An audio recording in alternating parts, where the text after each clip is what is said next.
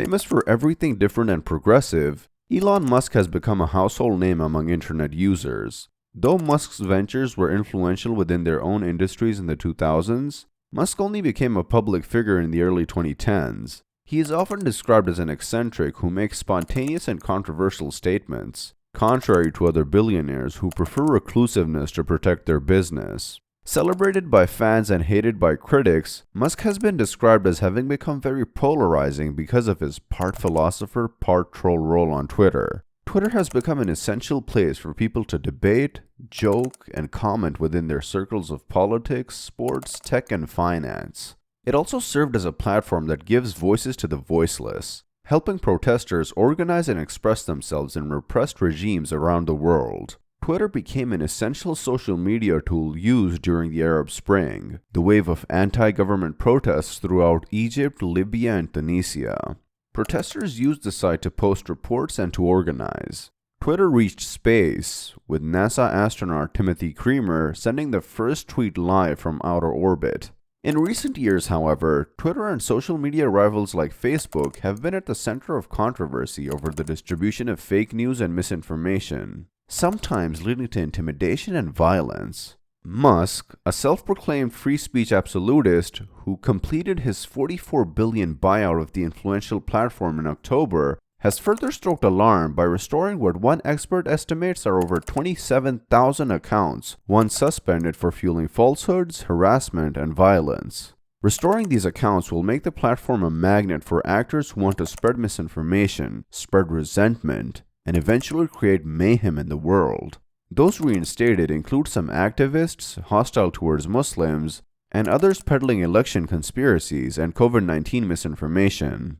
There will likely be less moderation of hate speech, making the platform less hospitable to many users and more of a platform that will spew unnecessary hate and tension.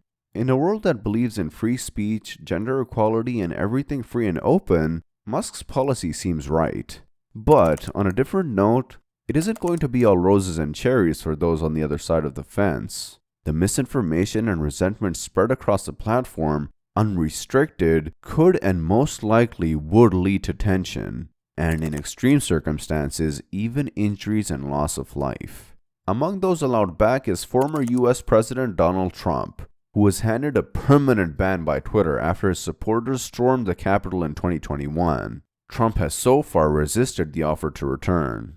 Many other reinstated influencers have actively returned to the platform, including flamboyant activist Pamela Geller.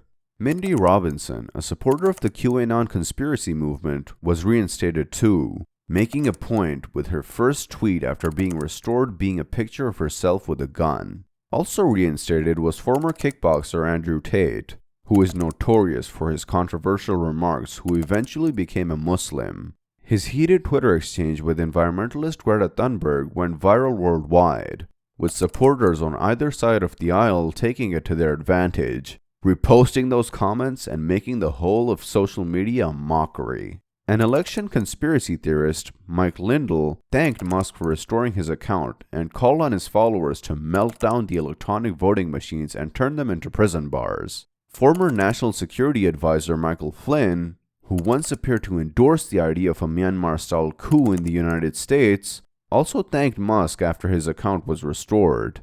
Under Musk, misinformation superspreaders are encouraged, and readers need more information about the reliability of the sources feeding them news and information. Right-wing figures cheered the transaction. They believe Musk will usher in a new era on the social media platform, free from left-wing censorship. Musk has made it clear he believes Twitter's current terms of service, some of which are in place to respond to widespread harassment of journalists and other groups, are too rigid for his new acquisition, which he calls the digital town square. Elon Musk's decision to relax Twitter's content moderation capacity is poised to hit hardest in countries where English is not the primary language, opening the door to human rights abuses along with hate speech and misinformation. Civil society and human rights groups in countries like India, Poland, and Nigeria, where English is not the main language, say they're frustrated that media attention and public debate over Musk's dramatic reshaping of Twitter, which has largely focused on its effects in the United States, such as the restoration of Trump's account, In India, Twitter has been working with civil society groups dedicated to ending caste apartheid, gender-based violence, negative Muslim sentiments, and religious intolerance since 2018 to address dangerous speech on the platform. Rights group activists are now worried that any progress made in moderating tweets in India's multitude of native languages is lost, opening the door to future misuse and even violence. We have an American company who is operating in a market without any oversight,